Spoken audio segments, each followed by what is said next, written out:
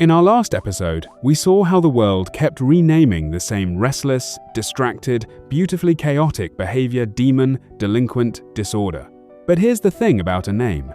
Once you call something a disorder, people expect you to point at something broken inside the brain. So let's do exactly that. Let's step inside the ADHD brain and find out why it seems to be running on a completely different clock. Imagine your brain has a clock on the wall. For most people, that clock ticks in sync with the rest of the world, past, present, and future, all flowing in the same direction. But for the ADHD brain, that clock is set to a different time zone entirely. And once you understand why, almost everything about ADHD starts to make sense. Let's start with dopamine. You've probably heard dopamine called the pleasure chemical. That's not quite right. Dopamine is really the wanting chemical, the signal that says, "This matters, pay attention, move toward this." Every time your brain considers doing something, it runs a quiet calculation. Will the reward arrive soon, or is it buried somewhere in the future?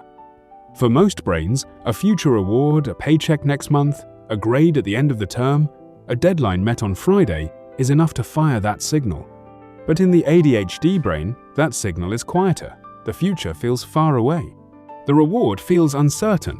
So the brain does what any sensible brain would do. It tunes out the boring thing and hunts for something more stimulating. Right now. Right here. This is why researchers describe ADHD as an interest-based nervous system.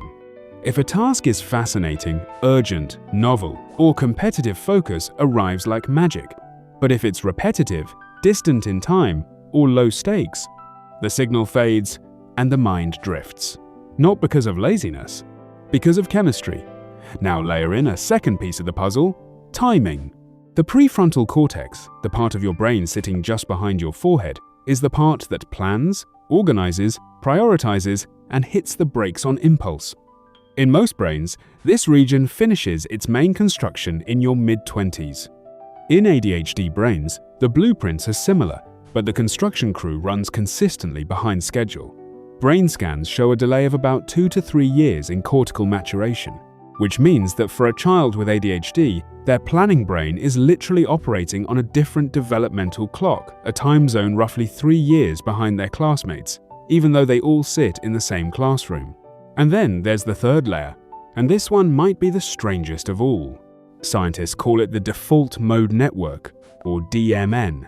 It's the network that lights up when you're not focusing on anything, when you're daydreaming, mind-wandering, thinking about what you said at lunch.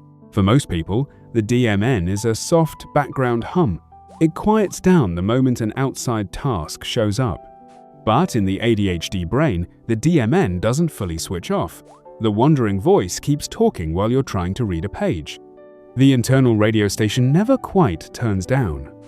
This is why small talk with yourself is louder in ADHD, why meditation can feel almost impossible, and why falling asleep, the ultimate nothing task, can be the hardest task of all.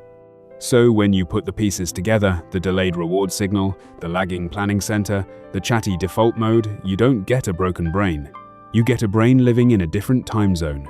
The past feels distant, the future feels abstract. Only the present feels real. And the rest of the world keeps expecting you to live on its clock. But here's a thought worth holding on to. For most of human history, that clock, the one that lives in the now, chases the interesting, scans the environment, and refuses to fixate on the boring that wasn't a disorder. That was a survival strategy. And in our next episode, we'll travel back to find out exactly who that restless mind was originally designed to protect.